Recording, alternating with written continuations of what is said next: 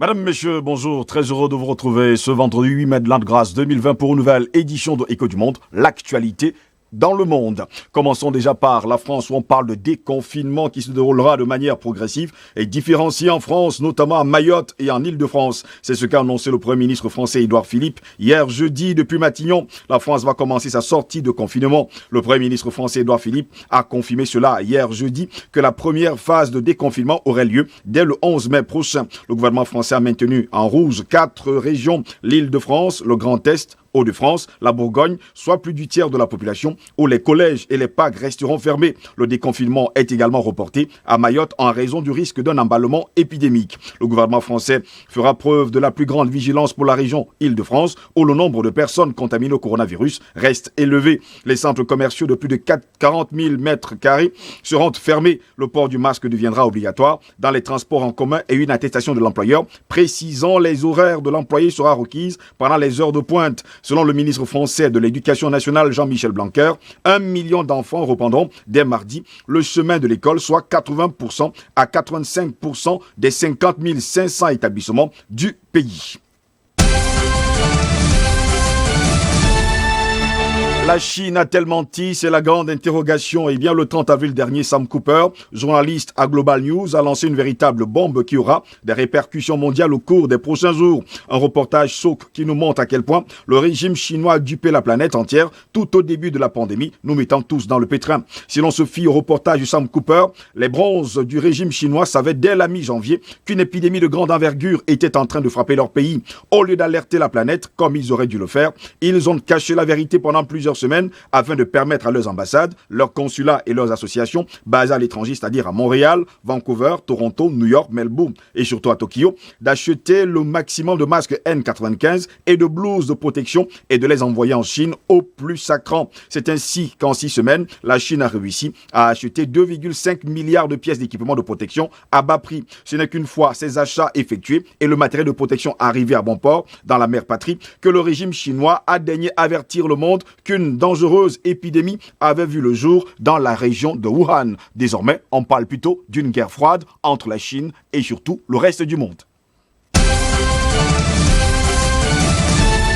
Au total, depuis l'arrêt brutal de l'économie mi-mars avec la mise en place de mesures massives de confinement dans le pays, près de 33,5 millions de personnes ont pointé au chômage. Le record, 6,8 millions de nouveaux chômeurs en une semaine, avait été atteint fin mars dernier. Les États-Unis ont enregistré plus de 3 millions de nouvelles demandes d'allocation chômage la semaine passée et le nombre de chômeurs indemnisés a atteint son plus haut niveau de l'histoire selon les chiffres publiés jeudi par le département du travail. Le nombre de nouveaux demandeurs d'allocation chômage s'est établi à 3,169 millions au cours de la semaine dernière et surtout au cours de la semaine du 26 avril au 2 mai. Les analystes étaient un peu moins pessimistes et attendaient 2,9 millions de nouveaux inscrits. Au total, depuis l'arrêt brutal de l'économie mi-mars, avec la mise en place de mesures massives de confinement dans le pays, près de 33,5 millions de personnes ont pointé au chômage. Le nombre de nouveaux inscrits diminue lentement chaque semaine. La dernière semaine du mois de mars détient le record historique avec plus de 6,8 millions de personnes inscrites au chômage.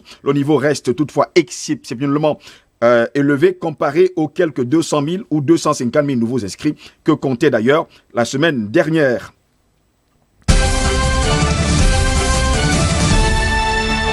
Tara Reid, qui accuse Joe Biden de l'avoir agressé sexuellement en 1993, a invité publiquement jeudi le candidat démocrate à se retirer de la course à la Maison-Blanche. Il est en tête dans les derniers sondages sur l'élection présidentielle américaine. La campagne du candidat démocrate à la Maison-Blanche continue d'être ternie par son accusatrice Tara Reid. Elle a invité jeudi Joe Biden à abandonner l'élection présidentielle américaine de novembre prochain. Cette femme de 56 ans accuse l'ancien vice-président de Barack Obama de l'avoir agressé sexuellement dans un couloir du Congrès américain. C'était en 1993 lorsqu'il était sénateur et qu'elle travaillait en tant qu'assistante pour lui. Elle a déclaré à plusieurs médias américains, dont le New York Times et le Washington Post, que Joe Biden l'avait bloqué contre un mur et avait glissé ses mains sous son chemisier et sous sa jupe.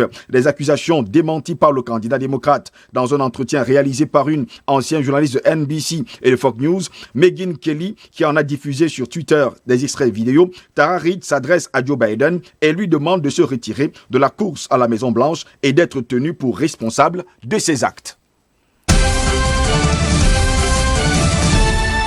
Au Brésil, le ministre de l'économie Paulo Guedes a mis en garde jeudi contre les mesures de confinement en vigueur dans de nombreux États du Brésil qui pourraient entraîner des pénuries alimentaires et une désintégration sociale dans les semaines à venir. Le pays recense actuellement 135 106 cas et 9 146 décès. Le gouvernement brésilien continue sa campagne de dénigrement à l'encontre des mesures de confinement. Le pays le plus touché en Amérique latine par la pandémie de Covid-19 pourrait être confronté dans un mois à un effondrement de son économie, a averti jeudi le ministre brésilien de l'économie Paulo Guedes à quelques semaines du pic du coronavirus. L'alerte est sérieuse, a prévenu le ministre. Jusqu'ici, le peuple a de l'argent en main, mais d'ici à 30 jours, il se pourrait que les choses commencent à manquer sur les étagères des magasins, que la production soit désorganisée et qu'on entre dans un système non seulement d'effondrement de l'économie, mais de désintégration sociale. Le ministre ultralibéral fait notamment référence à l'incendie sur la première économie d'Amérique latine, des mesures de confinement imposées par une majorité de gouverneurs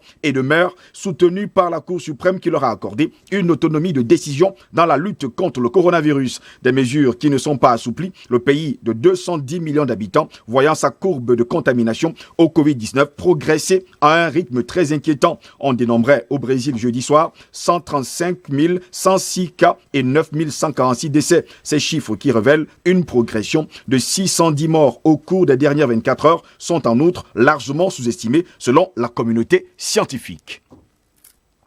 Voilà, madame, monsieur, c'est ici que s'achève cette autre édition de Écho du Monde. Au plaisir de vous retrouver prochainement. Restez sur DBS, l'information est en continu sur notre chaîne. Bon week-end.